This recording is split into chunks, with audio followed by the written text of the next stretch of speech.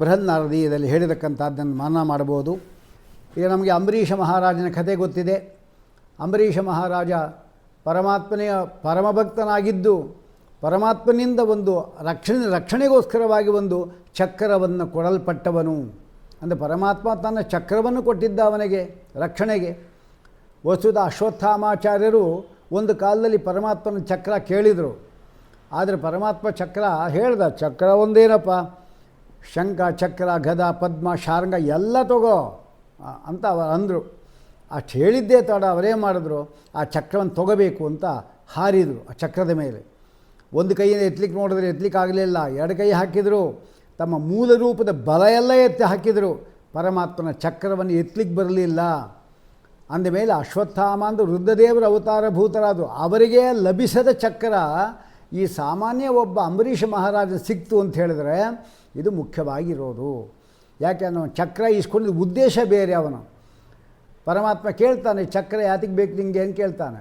ಏನಿಲ್ಲ, ಪಾಂಡವರಿಗೆ ನಾನು ದುರ್ಯೋಧನ ಊಟ ತಿಂದೋನು, ಅವನಿಗೆ ಏನಾದರೂ ಉಪಕಾರ ಮಾಡಬೇಕು. ಏನು ಮಾಡಬೇಕು, ಪಾಂಡವರಲ್ಲಿ ನಾನು ಅರ್ಜುನ ಕೊಂದುಬಿಟ್ಟೆ ಅಂದರೆ ಆ ದುರ್ಯೋಧನ ಸಂತೋಷ ಆಗುತ್ತೆ. ಆದರೆ ನೀನು ಇರೋಷ್ಟು ಕಾಲವೂ ಕೂಡ ಅರ್ಜುನನ್ನು ಕೊಲ್ಲಿಕ್ಕಾಗೋದಿಲ್ಲ. ಯಾಕೆ ಮಮ ಪ್ರಾಣ ಹಿ ಪಾಂಡವ ಅಂತ ಹೇಳ್ಕೊಂಡಿದ್ದೆ, ಅದಕ್ಕಾಗಿ. ಮತ್ತೇನು ಮಾಡ್ತೇನೆ, ನಿನ್ನ ಯಾವ ಆಯುಧವೂ ಕೊಲ್ಲಿಕ್ಕಾಗೋದಿಲ್ಲ ನಿನ್ನನ್ನು.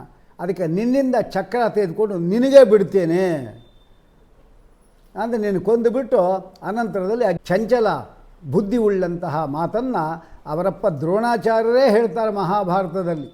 ಆದ್ದರಿಂದ ಅಶ್ವತ್ಥಾಮಾಚಾರ್ಯರಂತಹ ವ್ಯಕ್ತಿಗೂ ಸಿಗದೇ ಇರತಕ್ಕಂಥ ಚಕ್ರವನ್ನು ಪರಮಾತ್ಮ ಅವರಿಗೆ ಕೊಟ್ಟಿದ್ದಾನೆ. ಒಂದು ಸಾರಿ ಏಕಾದಶಿ ಉಪವಾಸದ್ದೆಲ್ಲ ಕಥೆ ನಮಗೆಲ್ಲ ಗೊತ್ತಿದೆ, ಅದೇನು ವಿವರಣೆ ಮಾಡಲಿಕ್ಕೇನು ಹೋಗೋದಿಲ್ಲ. ದೂರ್ವಾಸ ಮನೆಯಲ್ಲಿ ಕೋಪ ಬಂದಿದೆ, ನನ್ನನ್ನು ಊಟಕ್ಕೆ ಕರೆದು ನೀನು ತೀರ್ಥ ಕೊಡದೆ ನೀ ಸ್ವೀಕಾರ ಮಾಡಿದ್ದು ಎಷ್ಟು ಧೈರ್ಯ ನಿನಗೆ, ನೀವು ಇಷ್ಟು ಭಕ್ತ ಅಂಥೇಳಿ ನೀ ಮಾಡಿದ್ದೆಲ್ಲ ನಡೆಯುತ್ತೆ ಅಂತ ತಿಳ್ಕೊಂಡಿದ್ದೀಯಲ್ವಾ ಅಂಥೇಳಿ ಒಂದು ಮಾಟವನ್ನು ನಿರ್ಮಾಣ ಮಾಡಿದರು ದೂರ್ವಾಸ ಮುನಿಗಳು.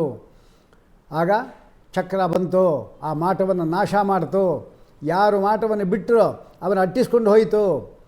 ಇವರು ಓಡಿದರು, ಬ್ರಹ್ಮದೇವರ ಲೋಕಕ್ಕೆ ಹೋಗಿದ್ರು. ಬ್ರಹ್ಮದೇವರು ಆಗಲ್ಲ ಅಂದರು. ತನ್ನದೇ ರೂಪವಾದಕ್ಕಂಥ ರುದ್ರದೇವರ ಕೈಲಾಸಕ್ಕೆ ಹೋದರು.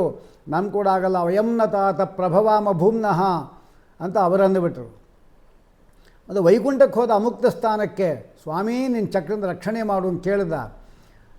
ಅಹಂ ಭಕ್ತ ಪರಾಧೀನಃ, ನಾನು ಭಕ್ತ ಪರಾಧೀನಪ್ಪ, ನೀನು ಯಾರು ನೀನು ತೊಂದರೆ ಮಾಡಿದ್ರು ಅವರ ಹತ್ರೇ ನೀವು ಹೋಗಬೇಕು ಅಂಥೇಳಿ ಸಾಮರ್ಥ್ಯ ಇದ್ದರೂ ಕೂಡ ಪರಮಾತ್ಮ ಅವನ ಹತ್ರ ಕಳಿಸ್ಕೊಟ್ಟ.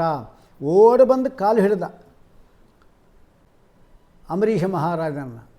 ಆಗ ಸ್ವಾಮಿ ನೀವು ದೊಡ್ಡವರು, ನನ್ನಂಥ ಅಲ್ಪನ ಪಾದವನ್ನು ನೀವು ಹಿಡಿಬೇಡಿ ಅಂತ ಹೇಳಿದ ಕೂಡಲೇ, ಏನಪ್ಪ ನಾನೇ ಅಲ್ಪ ಆಗೋದನಪ್ಪ, ನಾನು ನಿನ್ನ ಭಕ್ತಿ ಮುಂದೆ ನಾನೇ ಅಲ್ಪ ಆಗೋದೆ, ಈ ಚಕ್ರದಿಂದ ರಕ್ಷಣೆ ಮಾಡೋಣ, ಪ್ರಾಣ ಉಳಿಸು ಅಂದರು.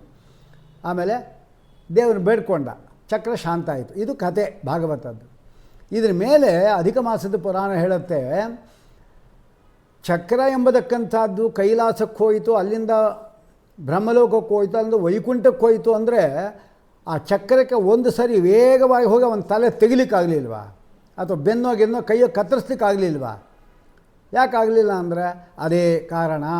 ಅಂದರೆ ದೂರ್ವಾಸ ಮುನಿಗಳೇನಿದ್ದಾರೆ ಅವರು ಅಧಿಕ ಮಾಸ ಪುರುಷೋತ್ತಮ ಮಾಸ ಪೂರ್ಣವಾಗಿ ಮಾಡಿದ್ದರಿಂದ ಆ ಪುಣ್ಯದ ಪರವಾಗಿ ಚಕ್ರ ವಾಪಸ್ಸು ಹಿಂದೆ ಬಂತಷ್ಟೇ ಹೊರತಾಗಿ ಅವನನ್ನು ಮುಟ್ಟಲಿಲ್ಲ.